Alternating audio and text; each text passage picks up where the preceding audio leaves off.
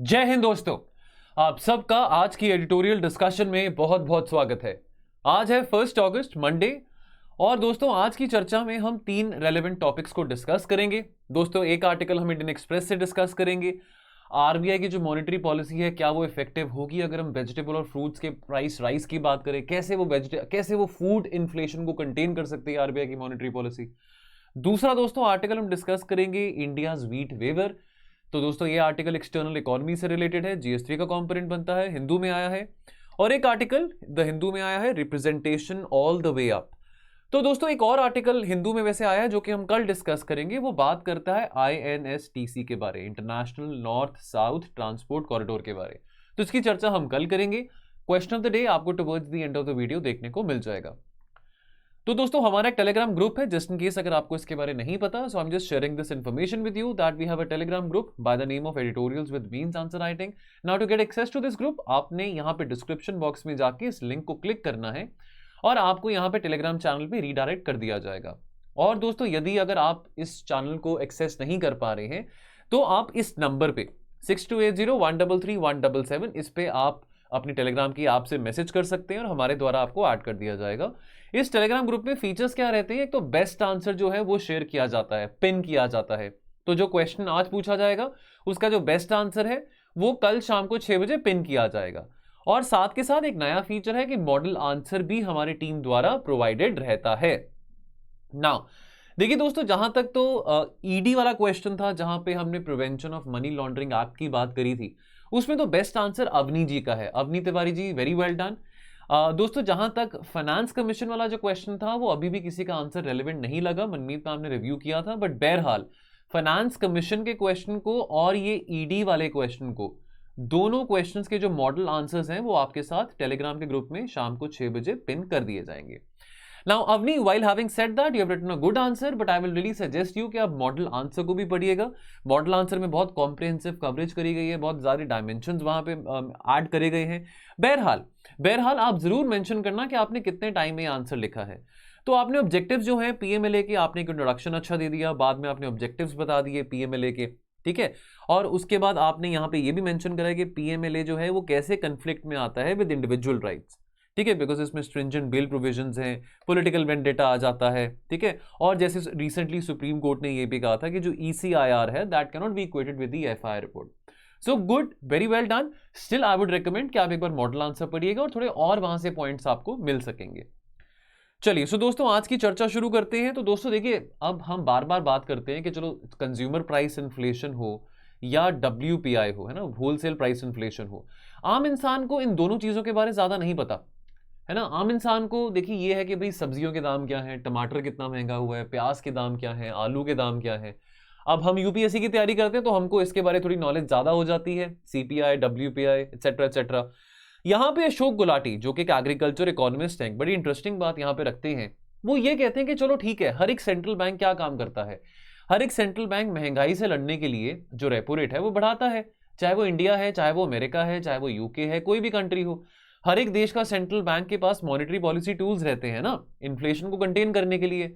अब आरबीआई का टारगेट क्या है? आरबीआई का टारगेट है कि भैया जो इन्फ्लेशन है उसको इतनी रेंज में रखना है, 4 ± 2%, यानी कि 2% से नीचे इन्फ्लेशन ना हो और 6% से ऊपर ना हो। अभी पीछे आंकड़े आ रहे थे जहां पे हमारे सामने ये भी पता लगा था हमको कि जो इन्फ्लेशन है, हालांकि हम ये कहते हैं कि इंडिया फिर भी बहुत बेटर सिचुएशन में है as compare to the other countries, जहां अमेरिका में 9% इन्फ्लेशन है, यूके में 9% इन्फ्लेशन है, बहुत सारी और डेवलप्ड कंट्रीज में महंगाई बहुत ज्यादा है, primarily because of the ongoing Russia-Ukraine war and also because of lockdowns in China, in many parts of China। अभी पोस्ट पैंडेमिक रिकवरी की भी अभी चलो बात हो रही है, बट बहरहाल हर एक सेंट्रल बैंक का टारगेट रहता है इन्फ्लेशन कंटेन करने का।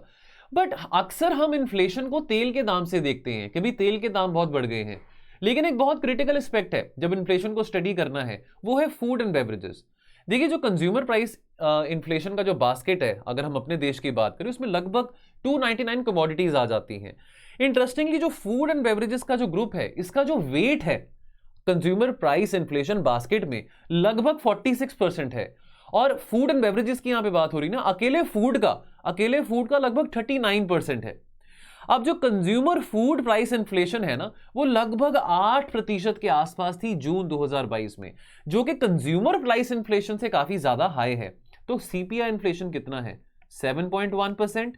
और आपका जो कंज्यूमर फूड प्राइस इन्फ्लेशन है वो 7.75%, यानी कि क्लोज टू 8%। तो ये जो हाई वेट ऑफ फूड है ओवरऑल सीपीआई में, ये एक बहुत यूनिक बात है हमारे देश में। बिकॉज अगर हम बाकी देशों की बात करें तो बाकी देशों में इतना ज्यादा वेट नहीं होता फूड का in the overall CPI basket. ठीक है, फॉर एग्जाम्पल अब अगर हम जर्मनी की बात करें, यूके है, यूएसए, कनाडा, फ्रांस, तो इनकी सीपीआई बास्केट में जो फूड का जो वेट है वो काफी कम है। ठीक है, फूड एंड बेवरेजेस का। ऑन दी अदर हैंड अब डेवलपिंग देश है, साउथ अफ्रीका है, ब्राजील है, पाकिस्तान है, इनके यहां पे भी बहुत लेसर वेटेज है फूड का in the overall CPI basket as compare to India. तो अब जितना ज्यादा वेट होगा फूड का overall consumer price index basket में, उतना ही डिफिकल्ट आरबीआई के लिए होगा कि वो मॉनेटरी पॉलिसी से कैसे कंटेन कर पाएंगे इन्फ्लेशन को। अब देखिए यहां पे आपके सामने कुछ आंकड़े आ जाते हैं। ठीक है, ये फिगर 1 है, contribution of major groups foods and beverages sub groups to CPI inflation June 2022। देखिए दोस्तों, हम बात करते हैं ना कि रशिया यूक्रेन की लड़ाई चल रही है, तेल के दाम बहुत महंगे हो गए हैं, कमोडिटी प्राइसेस बहुत हाई हैं, वोलेटाइल है, एटसेट्रा एटसेट्रा। पर यहां पे देखिए अगर परसेंटेज की बात करें, है ना, परसेंटेज की बात करें तो फ्यूल एंड लाइट का कितना यहां पे वेटेज आ रहा है? 10.4%। और आप वेजिटेबल्स को देखिए, सब्जियों को देखिए, लगभग क्लोज टू 15%। तो जो वेटेज है सर्टेनली वेजिटेबल्स का कई गुना ज्यादा है एज कंपेयर टू फ्यूल।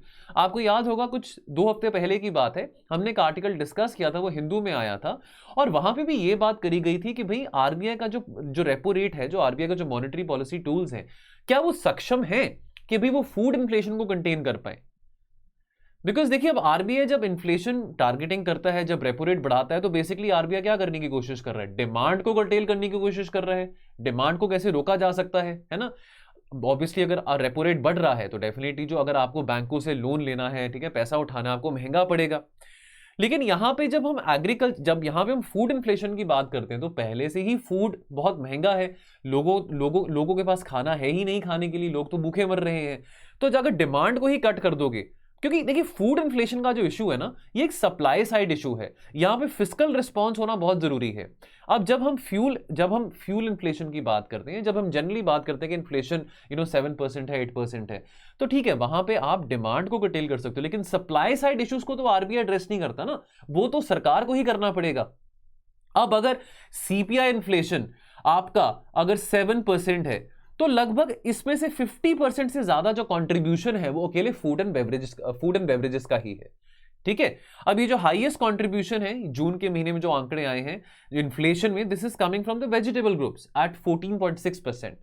ठीक है, और within food after vegetable जो अगला ग्रुप है, this is cereals and products. तो सीरियल्स में आपके व्हीट और राइस आ जाते हैं। ठीक है, अब इन्फ्लेशन जो टोमेटोज में है that was very high, around about close to 160%। ठीक है, तो अब देखिए अब यहां पे अगेन एक चिंता का विषय बन जाता है। देखिए प्याज के दाम जब ज्यादा हो, आलू के दाम ज्यादा हो, ठीक है, तो देखिए सरकारों की सर्वाइवल की भी बात बन जाती है। बहुत सारी सरकारें हैं वो इलेक्शंस हार जाती हैं, जनता माफ नहीं करती है कि भाई आपके कार्यकाल में प्याज के दाम बहुत महंगे थे, टमाटर के दाम बहुत महंगे थे। तो आम आदमी को इस चीजों का बहुत इंपैक्ट पड़ता है। ठीक है, आम आदमी ने नहीं देखना कि रेपो रेट कितना बढ़ा कितना नहीं बढ़ा। अब आरबीआई इतने माइटी रेपो रेट पॉलिसी से शायद अभी हेल्पलेस फील कर रहा हो। अब यहां पे और अशोक गुलाटी जी ये बात थोड़ा रीटरेट करते हैं, वो याद दिलाते हैं कि हमारे जो फॉर्मर फाइनेंस मिनिस्टर थे लेट श्री अरुण जेटली जी, उन्होंने एक स्कीम सैंक्शन करी थी जिसका नाम था टीओपी, यानी कि टोमेटोज, अनियन एंड पोटैटोज, और इसके लिए 500 करोड़ का बजट भी एलोकेट करा गया था। ठीक है, ताकि कैसे स्ट्रीमलाइन की जा सकती है फूड प्रोसेसिंग इंडस्ट्रीज की वैल्यू चेन्स, खास करके इन टोमेटोज, अनियंस एंड पोटैटोज। तो यहाँ पे दोस्तों थोड़ा एक वैल्यू एडिशन की बात आ जाती है, यहाँ पे एडिटोरियल में मेंशन नहीं था। ऑपरेशन ग्रीन स्कीम यहाँ पे आ जाती है। तो ये बजट जो स्पीच थी 2018-19 की, तो वहां पे ये स्कीम ऑपरेशन ग्रीन अनाउंस करी गई थी on the line of operation flood, और इसमें 500 करोड़ का आउटले दिया गया था ताकि कैसे फार्मर प्रोड्यूसर ऑर्गेनाइजेशन को प्रमोट किया जा सकता है और फूड प्रोसेसिंग फैसिलिटीज को भी इंकरेज किया जा सकता है। ठीक है, और अकॉर्डिंगली ये जो मिनिस्ट्री है, this ministry has been implementing the scheme for development of tomato, onion and potato की वैल्यू चेन सिंस नवंबर 2018। ठीक है जी, चलिए। और दोस्तों उसके बाद कोविड के चलते, जैसे अगर हम कोविड की बात करें, कोविड के टाइम पे जैसे हमने आत्मनिर्भर भारत पैकेज भी निकाला था। ठीक है, कैसे इकोनॉमी को रिवाइवल किया जा सकता है, कैसे सप्लाई चेन डिस्ट्रप्शन को जो कि इतनी ज्यादा डीपली अफेक्टेड थी उसको कैसे रिवाइव किया जा सकता है। ठीक है। तो ये जो टॉप स्कीम है इसको एक्सटेंड कर दिया गया था, एक्सपैंड कर दिया गया था tomato, onion and potato crops to all fruits and vegetables. उसको टोटल, इसका जो स्कीम का नाम है टोटल रख दिया गया था, एक्रोनिम इसका टोटल बन जाता है। अब आरबीआई हेल्पलेस है। अब अगर व्हीट राइस की बात करें, ठीक है, अब सीरियल्स और प्रोडक्ट्स जो हैं they have the highest weight of around about 10% in the consumer food price inflation basket. और महंगाई का जो रेट है वो कितना है, लगभग 6% है। अब विद इन दिस जो वीट की हम बात करें, wheat registered the highest inflation and 10%। आपको याद होगा अभी पीछे हमने वीट पे एक्सपोर्ट बैन भी लगाया था। तो देखिए पहले तो हम वीट बहुत एक्सपोर्ट कर भी रहे थे, इजिप्ट को एक्सपोर्ट कर रहे थे, बिकॉज प्राइमरली ये अगर हम नॉर्थ अफ्रीकन कंट्रीज या वेस्ट एशियन कंट्रीज की बात करें तो वो डिपेंडेंट थी यूक्रेन के ऊपर अपनी वीट सप्लाईज के लिए। यूक्रेन से भी बहुत ज्यादा वीट एक्सपोर्ट किया जाता है।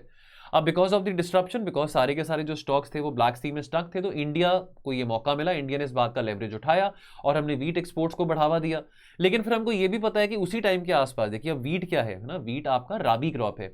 अब राबी हार्वेस्ट इस बार ज्यादा अच्छा नहीं हुआ था बिकॉज हीट वेव्स के कारण बहुत गर्मी थी, बहुत जल्दी इस बार गर्मी आ गई थी, मार्च में 40 डिग्री से ज्यादा टेम्परेचर्स थे। अब उसके चलते डेफिनेटली वीट अगर हम बात करें, प्रोडक्शन की बात करें, तो इतना ज़्यादा अच्छा नहीं हमको टारगेट मिल पाया था अगर प्रोक्योरमेंट की बात करें। और उसके चलते हमको वीट पे एक्सपोर्ट बैन भी लगाना पड़ा था, बिकॉज जहां पे हम वीट एक्सपोर्ट दूसरे देशों को कर रहे हैं, लेकिन कल को अंतर्राष्ट्रीय मार्केट में जब वीट के दाम इतने बढ़ गए हैं और जब इतना ज़्यादा वीट हम ही नहीं प्रोक्योर कर पाए हैं, शॉर्टेज आ रहा है, सप्लाई साइड इशू आ रहा है, तो हम अपने लोगों को कैसे वीट देंगे अगर सारा का सारा वीट एक्सपोर्ट करते रहेंगे। अब इस तरह की सिचुएशन में आरबीआई क्या कर सकता है ना। इंडोनेशिया ने, चलो ये हमने यूक्रेन, इजिप्ट और इंडिया की बात करी वीट के रिगार्डिंगली, लेकिन अगर हम बात करें हम पाम ऑयल की, पीछे न्यूज में था कि इंडोनेशिया ने भी पाम ऑयल के एक्सपोर्ट के ऊपर बैन लगाया है। तो आरबीआई क्या करेगा सिचुएशन में, तो मॉनेटरी पॉलिसी जो है that becomes ineffective to contain wheat prices, rice prices और इवन द वेजिटेबल प्राइसेस। तो कंक्लूजन की बात करें, देखिए जो नेचर और स्ट्रक्चर ऑफ इन्फ्लेशन है इंडिया में, महंगाई हर जगह है, ये हम नहीं कह रहे कि महंगाई सिर्फ भारत में है, महंगाई हर जगह है, लेकिन जो नेचर और स्ट्रक्चर है महंगाई का वो देश विदेश में डिफर करता है, ठीक है, that is very different than in the developed countries. क्यों, अभी हमने पीछे देखा, बिकॉज जो वेट है सीपीआई के बास्केट में फूड एंड बेवरेजेस का, इंडिया का जो वेट है फूड एंड बेवरेजेस का कहीं गुना ज्यादा है as compare to the other countries. तो यहां पे अशोक गुलाटी ये कहते हैं कि मॉनेटरी पॉलिसी अकेला can not be as effective in the scenario of India. तो यहां पे एक फिस्कल रिस्पॉन्स आना भी, सरकार के द्वारा फिस्कल पॉलिसी स्ट्रांग होना भी बहुत जरूरी है, ठीक है। तो यहां पे ये अंत में कंक्लूजन अशोक गुलाटी जी ये कहते हैं। चलिए फिर दोस्तों अगला आर्टिकल जो है, बातें कुछ पुरानी ही इसमें डिस्कस करी गई है, लेकिन फिर भी एक बार हम इसमें क्या इसमें रेलेवेंट बातें हैं वो फिर से एक बार डिस्कस कर लेते हैं। प्रभाष रंजन जी काफी अच्छा लिखते हैं ये, यहाँ पे एक्सटर्नल इकोनॉमी रिलेटेड बात करी जा रही है ना। अब WTO को लेके हमने बहुत सारी बातें करी हैं, ठीक है, वर्ल्ड ट्रेड ऑर्गेनाइजेशन का जो भी जून 2022 में जो 12th मिनिस्ट्रियल कॉन्फ्रेंस हुआ था जिनेवा में, उसको लेके हमने बहुत बात करी थी। 17 जून को वो कंक्लूड हुआ था।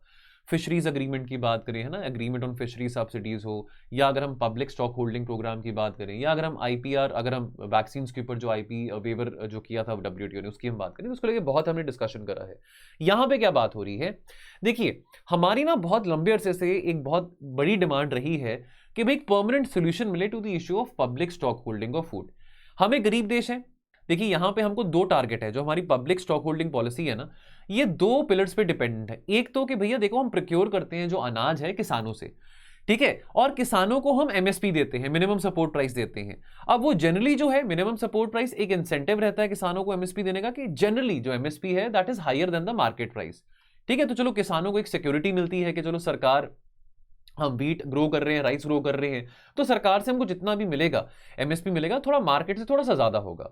दो पर्पस हैं अब ये पब्लिक स्टॉक होल्डिंग पॉलिसी के, एक तो एक अट्रैक्टिव प्राइसेस, एक अट्रैक्टिव इंसेंटिव फार्मर्स को मिल सके, और दूसरा हमारे यहाँ पे गरीब बहुत है, हमारा लार्जेस्ट पब्लिक डिस्ट्रीब्यूशन सिस्टम माना जाता है, और कैसे हम सब्सिडाइज्ड फूड दे सकें गरीबों को, अंडर प्रिविलेज्ड को ना। अब ये बार बार रिपोर्ट्स आती रहती हैं कि वर्ल्ड बैंक कहती है कि भाई हमारे यहाँ पे इतने लोग गरीब नहीं हैं, हम नेशनल फूड सिक्योरिटी एक्ट के चलते 2/3 ऑफ द पॉपुलेशन को फ्री में क्यों अनाज बांट रहे हैं या सब्सिडाइज खाना क्यों बांट रहे हैं। चलो वो एक डिफरेंट डिबेट आ जाती है, लेकिन WTO का लॉ क्या कहता है, WTO का लॉ, वर्ल्ड ट्रेड ऑर्गेनाइजेशन का कानून ये कहता है कि जो प्राइस सपोर्ट बेस्ड प्रोक्योरमेंट है ना, ये सही नहीं है। यानी कि जो MSP का प्रोग्राम है सरकार के द्वारा, ये ट्रेड डिस्टॉर्टिंग सब्सिडी है जो कि भारत सरकार दे रही है, और that is also beyond the permissible limit. तो अगर यहां पे मैं आपको एग्जांपल अगर आपको समझाना चाहूं, तो मान लीजिए जो एग्रीगेट वैल्यू ऑफ प्रोडक्शन है, लेट से राइस का, मैं एग्जांपल ले रहा हूं, बिल्कुल एग्जांपल ले रहा हूं, आप इसको दिल पे मत लेना, है ना। अब aggregate value of production rice का मान लीजिए साल भर में 1000 रुपए का है, ठीक है, एग्जाम्पल है, 1000 रुपये का तो ऑब्वियसली नहीं हो सकता, बट एक एग्जाम्पल है। ठीक है, अब WTO क्या कहता है? WTO कहता है कि भाई अगर 1000 रुपए की कल्टीवेशन है कंप्लीट, यानी कि पूरे देश भर में जितने भी किसान हैं उनको राइस ग्रो करने के लिए 1000 रुपए लगे, है ना, तो भारत सरकार कितनी सब्सिडी दे सकती है? तो यानी कि 10% से ज्यादा जो है भारत सरकार सब्सिडी नहीं दे सकती है, यानी कि 100 रुपए तक जो है सब्सिडी मिल सकती है किसानों को, इससे ज्यादा नहीं। 10% से अगर बियॉन्ड ये ब्रीच करेगा तो 10% की लिमिट लगा दी गई है। अगर 10% के बियॉन्ड ये जो सीलिंग अगर ब्रीच करेगी तो वो एडमिसिबल नहीं है WTO के लॉस के मुताबिक। ठीक है, अब हम जब MSP डिसाइड करते हैं तो हम ये तो नहीं देखते कि भाई यहाँ पे 10% ब्रीच हो रहा है कि नहीं हो रहा, हमने तो ये देखना है कि कैसे जो हमारे किसान भाई हैं उनको जो प्राइसेस दिए जा रहे हैं MSP के द्वारा वो थोड़े अट्रैक्टिव हैं, थोड़े ज्यादा बेटर है as compare to the market prices. हमारे लिए what is the real issue for India? हम बहुत आगे आ चुके हैं, ग्रीन रेवोल्यूशन का जमाने से लेकर आज तक की बात करें, आज वो भगवान की दया से आज वो प्रॉब्लम नहीं है कि हमारे यहाँ पे अनाज नहीं है कि हमको गेहूं के लिए और चावल के लिए भी अमेरिका या चाइना से या रशिया से इंपोर्ट करना पड़े, ऐसी नौबत आज नहीं है। ठीक है, तो the real issue is not about maintaining adequate food stocks. WTO कहता है कि भाई आपने पब्लिक स्टॉक होल्डिंग करना है, आप करो, आपने फूड स्टॉक्स मेंटेन कर रहे हैं, करो, हम आपको मना नहीं कर रहे हैं, लेकिन आप ट्रेड डिस्टॉर्टिंग सब्सिडीज यानी कि जो प्राइस सपोर्ट बेस्ड प्रोक्योरमेंट है, MSP वाला जो मैकेनिज्म है जो आप ऑफर करते हो किसानों को, आप उसकी बजाय WTO का कहना है, वर्ल्ड ट्रेड ऑर्गेनाइजेशन का कहना है, अगर आप इनकम सपोर्ट प्रोग्राम अगर किसानों को दो तो वो ज्यादा बेहतर रहेगा। अब हमारा ये कहना है कि भाई देखिए हमारी जो पॉलिसी है ये तो पब्लिक इंटरेस्ट के लिए है, अगर हम MSP की बात करते हैं तो ये प्राइस सपोर्ट इंस्ट्रूमेंट है किसानों के लिए। अब इस मुद्दे को लेकर अभी तक कोई हल नहीं निकल पाया है, और जो भी रिसेंटली WTO की मिनिस्ट्रियल मीटिंग, जो 12th मिनिस्ट्रियल कॉन्फ्रेंस जैसे कि हम जानते हैं हाईएस्ट डिसीजन मेकिंग बॉडी होती है WTO की, है ना, तो जैसे कि हम जानते हैं कि इस मीटिंग में भी जो भी रिसेंटली कंक्लूड करी गई थी, इस मुद्दे को लेके कोई भी नई डिस्कशन आया सामने। अब एक नया डायमेंशन है, अब इंडिया की जो डिमांड है for permanent solution to the public stock holding policy, अब एक नया डायमेंशन यहां पे एक्वायर कर लिया है। अब इंडिया ये कह रहा है कि देखो भैया हमारे पास ना वीट बहुत है ना, अभी रशिया यूक्रेन की लड़ाई चल रही है, बहुत सारे देश जो हैं वो वीट चाहते हैं, कोई बात नहीं, जब तक उनका रशिया यूक्रेन का नहीं होता, जब तक हल नहीं होता, जब तक उनका नहीं कॉम्प्रोमाइज किया जाता, और जब तक वहां पे वीट एक्सपोर्ट्स नहीं जा पा रहे हैं, तो हमारे पास बहुत सारा वीट पड़ा हुआ है, हमको मौका दो, हम एक्सपोर्ट कर देंगे।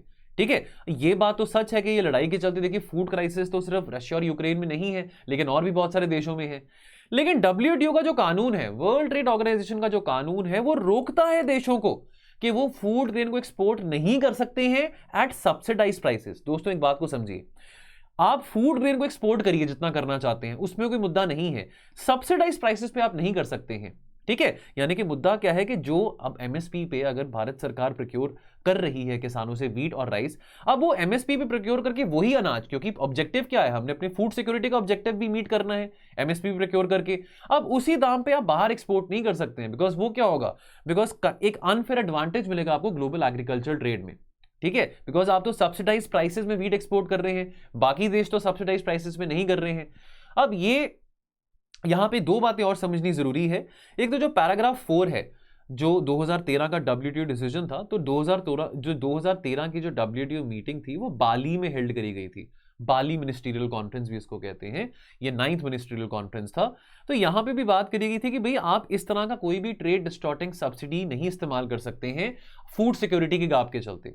ठीक है, और जो रिसेंटली भी जिनेवा में जो मीटिंग हुई है ना, अभी 2022 में, इसके चलते भी ये बात करी गई है कि भाई देखो कंट्रीज अगर चाहें वो अपना सरप्लस फूड स्टॉक्स रिलीज कर सकते हैं। हाँ ठीक है, ह्यूमैनिटेरियन क्राइसिस है, चाहे वो अफगानिस्तान है चाहे वो रशिया यूक्रेन है, लेकिन आपको WTO के कानूनों के अकॉर्डेंस में ही वो सब काम करना पड़ेगा। आप ट्रेड डिस्टॉर्टिंग सब्सिडी यूज करके अपना अनाज नहीं एक्सपोर्ट कर सकते हैं।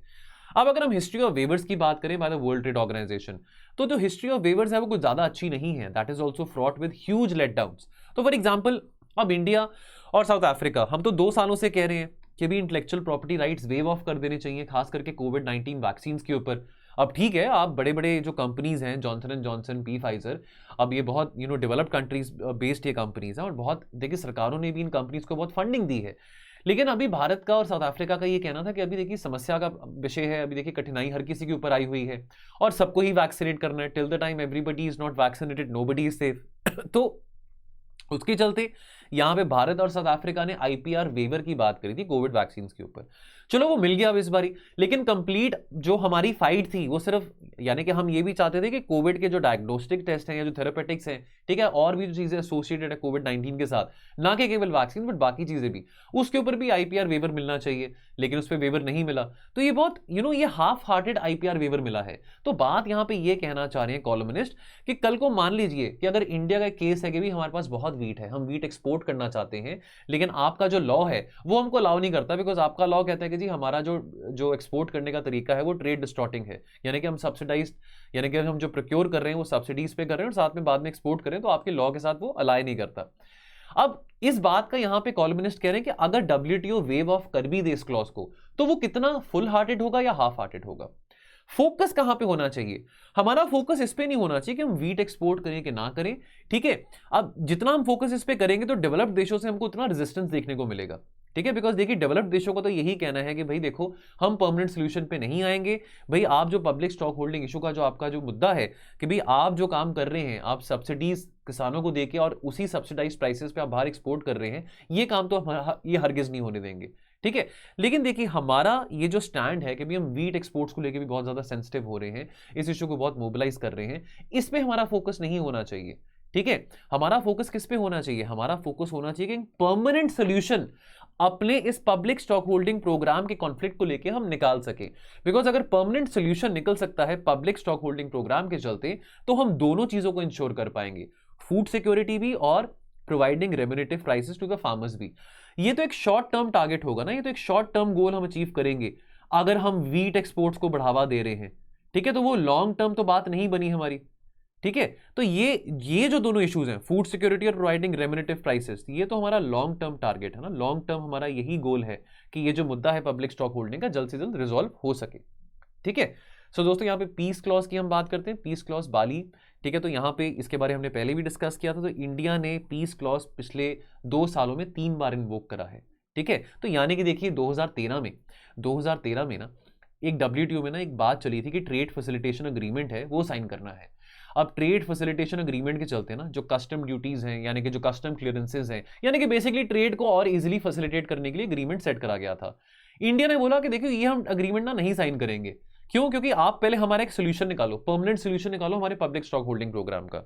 तो अभी उस टाइम पे डब्ल्यूटीओ ने बोला कि चलो अभी हम परमानेंट सोल्यूशन तो नहीं निकाल सकते हैं, अभी हम पीस बाय कर लेते हैं, टेम्पररी सोल्यूशन निकाल लेते हैं, पीस क्लॉज, कि चलो जब तक एक परमानेंट सोल्यूशन नहीं आता तब तक जैसे आपका काम चल रहा है चलते रहो, बेशक अगर आपकी जो सब्सिडीज हैं वो 10% की जो लिमिट है उसको भी अगर ब्रीच करती हैं तो कोई बात नहीं, चलते रहने दो, ठीक है। लेकिन हमने पिछले 2 सालों में इस क्लॉज को 3 बार इन्वोक भी करा है, तो अभी तक हमारे पास परमानेंट सोल्यूशन नहीं आया है, राइट, और इस पीस क्लॉज को हम इन्वोक करी जा रहे हैं। चलिए सो दोस्तों अगला आर्टिकल जो है, लास्ट आर्टिकल आज का रहेगा, representation all the way up. Now देखिए दोस्तों बहुत गर्व की बात है हमारे, अगर हम प्रेसिडेंट की बात करें, प्रेसिडेंट मुर्मू की बात करें, ठीक है, द्रौपदी मुर्मू जी की, तो देखिए अभी एक बहुत बड़ी बात मानी जाती है, ठीक है, एक आदिवासी वुमेन है और बहुत हम्बल बैकग्राउंड से आए हैं, ठीक है, और इतनी बड़ी पोजीशन पे वो पहुंचे हैं, तो ये बहुत बड़ी बात है। अब मिस अगर हम द्रौपदी मुर्मू जी की बात करें तो she was born in a village in Mayurbhanj district of Odisha, ठीक है, वो संथल ट्राइब से बिलोंग करते हैं, one of the largest scheduled tribes communities in India, और वो मेंबर ऑफ लेजिस्लेटिव असेंबली रह चुके हैं उड़ीसा से, उन्होंने रिप्रेजेंट करा था Rairangpur of 2 terms between 2000 and 2009, और उसके बाद जैसे कि हम जानते हैं वो गवर्नर ऑफ झारखंड भी बने बिटवीन 2015 एंड 2021। देखिए बहुत हम्बल बैकग्राउंड से वो आए हैं, है ना, उनकी शुरुआत बहुत ही ज्यादा हम्बल तरीके से हुई है, एक ट्राइबल फैमिली से बिलोंग करते हैं, है ना, एक आदिवासी फैमिली से बिलोंग करते हैं, तो कोई वो पॉलिटिकल डायनेस्ट नहीं है ना, कोई पॉलिटिकल डायनेस्टी में से नहीं आते हैं वो। अब बात यहाँ पे क्या करी जा रही है, देखिए यहाँ पे इंटरसेक्शनल रेवोल्यूशन की हम बात करें, देखिए एक बहुत बड़ी क्रांति हुई थी दोस्तों आज से 30 साल पहले, वो क्या थी, डेमोक्रेटिक डिसेंट्रलाइजेशन। अगर हम बात करें 73rd और 74th कॉन्स्टिट्यूशनल अमेंडमेंट की, तो गांधी जी का और गांधी जी के फॉलोअर्स का सपना था, बहुत उनका लॉन्ग हेल्ड विजन था कि भी विलेज जो है ना, जो ग्रामीण है, वो कोर यूनिट ऑफ गवर्नेंस बनना चाहिए, ठीक है। अब लेकिन इस बात का जो रियलाइजेशन है वो कब हुआ, 1992 में, जब 73rd और 74th अमेंडमेंट पास करेगी। तो बात यहां पे करेगी कैसे हम 3 टियर गवर्नेंस लेके आ सकते हैं, सेंट्रल लेवल गवर्नेंस तो है, स्टेट लेवल गवर्नेंस भी है, लेकिन अगर हम अर्बन लोकल बॉडीज की बात करें, पंचायती राज इंस्टीट्यूशंस की बात करें, वहां तक हम कैसे जो पावर्स हैं डिसेंट्रलाइज कर सकते हैं, डेवोल्यूशन कर सकते हैं, ठीक है, और इंस्टीट्यूशंस ऑफ सेल्फ गवर्नमेंट को स्ट्रेंथन कर सकते हैं। तो ये बहुत बड़ी बात हुई थी। ठीक है, अब इसकी सिग्निफिकेंस की बात करें, क्यों हम ये बात कर रहे हैं। चलो देखो, अब ये हमको पता है कि अर्बन लोकल बॉडीज या पंचायती राज इंस्टीट्यूशंस में बहुत सारे सुधार किए जा सकते हैं। ठीक है, हम अक्सर कहते हैं कि भी हमारा जो, अगर हम अपनी, चलो बेशक डिसेंट्रलाइजेशन है, लेकिन फिर भी हमारी जो अर्बन लोकल बॉडीज हैं या पंचायती राज इंस्टीट्यूशंस हैं, इतनी वेल गवर्नेंस नहीं है वहाँ पे। ठीक है, डेवल्यूशन ऑफ फंड्स नहीं वहाँ पे हो पा रहा प्रॉपर्ली, बहुत सारी अभी भी कमियां हैं जो कि सुधारी जा सकती हैं। ठीक है, अब अगर हम बात करें टैक्सेशन पावर्स की, तो हमारी जो अर्बन लोकल बॉडीज हैं, बहुत बार हम बात करते हैं अर्बनाइजेशन रिलेटेड इश्यूज में कि उनकी जो टैक्सेशन पावर्स हैं वो भी बहुत लिमिटेड है, और जीएसटी के आने के बाद उनकी पावर्स और ज्यादा लिमिटेड हो गई हैं।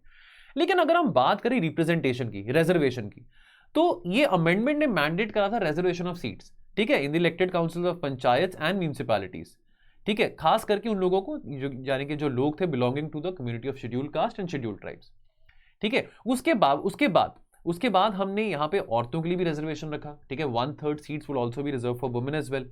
अब ये जो अमेंडमेंट्स हैं, this also mandate the reservation of seats for the chairpersons of panchayat and municipalities for schedule caste, for schedule tribes and for women. और उसके अलावा चलो हम शेड्यूल कास्ट, शेड्यूल ट्राइब्स और वुमेन की बात करते हैं, लेकिन schedule caste women, schedule tribe women और ओबीसी वुमेन के लिए भी अलग से रिजर्वेशन प्रोवाइडेड है। तो ये बहुत अच्छी बात है ना, रिप्रेजेंटेशन का दायरा बढ़ाने की बात आ जाती है। तो सब्सटैंटिव अगर गवर्नेंस नहीं है, अगर हम बात करते हैं कि गवर्नेंस के मामले में अभी भी कुछ ना कुछ कमी पेशी है, लेकिन रिप्रेजेंटेशन के मामले में तो कोई कमी पेशी नहीं लगती है।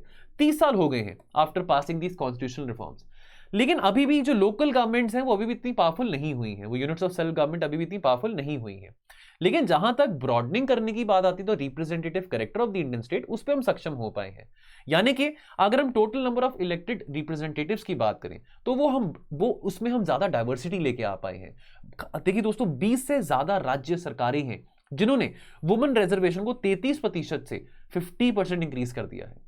ठीक है, और उसके साथ के साथ हमने यहाँ पे काफी राज्य सरकारों ने रिजर्वेशन फॉर ओबीसीज भी इंट्रोड्यूस करा है। तो अगेन सेंट्रल बात क्या है कि बेशक हम गवर्नेंस के मामले में इतने पावरफुल नहीं बने हैं अगर हम डिसेंट्रलाइजेशन की बात करते हैं अपने अर्बन लोकल बॉडीज के लेवल में, लेकिन रिप्रेजेंटेशन के मामले में हमने बहुत ज्यादा अच्छी तरक्की हासिल करी है।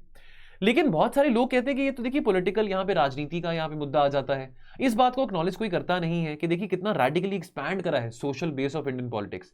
कितनी सारी महिलाओं को, कितनी सारी औरतों को, चाहे वो आदिवासी फैमिली में से हो, शेड्यूल कास्ट फैमिली में से हो, ठीक है, जो भी फैमिली में से हो, ओबीसी फैमिली में से हो, कितनी सारी महिलाओं को मौका मिला है आवाज उठाने का, ठीक है, लेजिस्लेशन फोरम में आने का, पॉलिसी में हिस्सा बनने का, पॉलिसी फॉर्मुलेट करने का। जुडिशरी भी थोड़ा ना स्केप्टिकल यानी कि थोड़ा नेगेटिव तरीके से इस तरह के लेजिस्लेटिव मेजर्स को देखती है राज्य सरकारों के द्वारा जो उठाए जाते हैं। जब कोई राज्य सरकार कोशिश करता है कि कैसे डाइवर्सिफाई कर सकते हैं रिप्रेजेंटेशन को लोकल गवर्नमेंट में, तो जुडिशरी थोड़ा इस बात को सेंसिटिव, बहुत ज्यादा स्केप्टिकली, नेगेटिवली देखती है। अब जो रिजर्वेशन मैंडेट्स हैं लोकल गवर्नमेंट्स में, उसको ऑफन डिसमिस किया जाता है कि भाई ये सब्सटैंशियली बेनिफिट नहीं करेंगे मार्जिनलाइज ग्रुप्स को। ठीक, और ये कहा जाता है कि देखिए पॉलिटिकल कार्ड प्ले किया जा रहा है, कास्ट का कार्ड प्ले किया जा रहा है, ठीक है, वोट बैंक की राजनीति आ जाती है, एटसेट्रा एटसेट्रा। लेकिन दोस्तों यहाँ पे बहुत सारी स्टडीज ये बताती हैं कि जो वुमेन लेड पंचायत है ना, they invest more in public goods, more in public infrastructure. तो ये बहुत अच्छी बात है कि डाइवर्सिफिकेशन हमारे सोशल बेस में देखने को मिल रहा है। और आने वाले समय में भी हम शायद जैसे आज हम देख रहे हैं कि जो हमारे प्रेसिडेंट हैं वो एक आदिवासी परिवार में से आते हैं, तो क्या पता आने वाले समय में ऐसी और महिलाएं हमारे सामने आए जो कि बहुत ही हम्बल बैकग्राउंड से, बहुत हम्बल फैमिलीज में से आएंगी और आगे जाके इस तरह के बड़े बड़े कॉन्स्टिट्यूशनल पोस्ट पे ऐसे अपना काम संभालेंगी। चलिए, सो दोस्तों क्वेश्चन ऑफ द डे क्या रहता है, how have the reservation mandates in local governments substantially benefited the marginalised groups. तो इसको आपने डिस्कस करना है 150 वर्ड्स में, और ये जो क्वेश्चन ऑफ द डे है आपने कहां पोस्ट करना है, जो हमारे editorial with means answer writing का टेलीग्राम ग्रुप है। चलिए, सो दोस्तों ये हमारी आज की चर्चा थी। बाकी दोस्तों जाने से पहले क्विक एडवर्टाइजमेंट, यदि आप अगले साल अपना अटेम्प्ट यूपीएससी का दे रहे हैं और यदि दोस्तों आपका पॉलिटिकल साइंस ऑप्शनल है या आपका सोशियोलॉजी ऑप्शनल है, तो बहुत कॉम्प्रिहेंसिव कोर्सेज हैं हमारे पास, जहां पे हमने रिसेंटली ऑफलाइन बैच भी शुरू करा है। ऑफलाइन शेखर सर के साथ और प्रेरणा मैम के साथ political science and international relation and sociology की तैयारी कर सकते हैं। फिर दोस्तों ऑनलाइन लाइव क्लासेस के माध्यम से भी आप जुड़ सकते हैं इन कोर्सेज में, या अगर आप प्री रिकॉर्डेड क्लासेस भी लेना चाहें तो सोशियोलॉजी और पीएसआईआर दोनों की आपको प्री रिकॉर्डेड क्लासेस भी मिलेंगी। और इन्फॉर्मेशन के लिए 1800890303 पे कॉल करिए और आपको पूरी असिस्टेंस मिली जाएगी। सो दोस्तों आज के लिए इतना ही, मिलेंगे हम कल। आज थोड़ा कैमरे का इशू था, इस करके वीडियो पे हम नहीं कर पाए, तो ऑडियो के थ्रू ये हमने आज लेक्चर रिकॉर्ड करा है। हम दोस्तों मिलेंगे कल, आप अपना ध्यान रखिए और पढ़ते रहिए। थैंक यू सो मच, जय हिंद।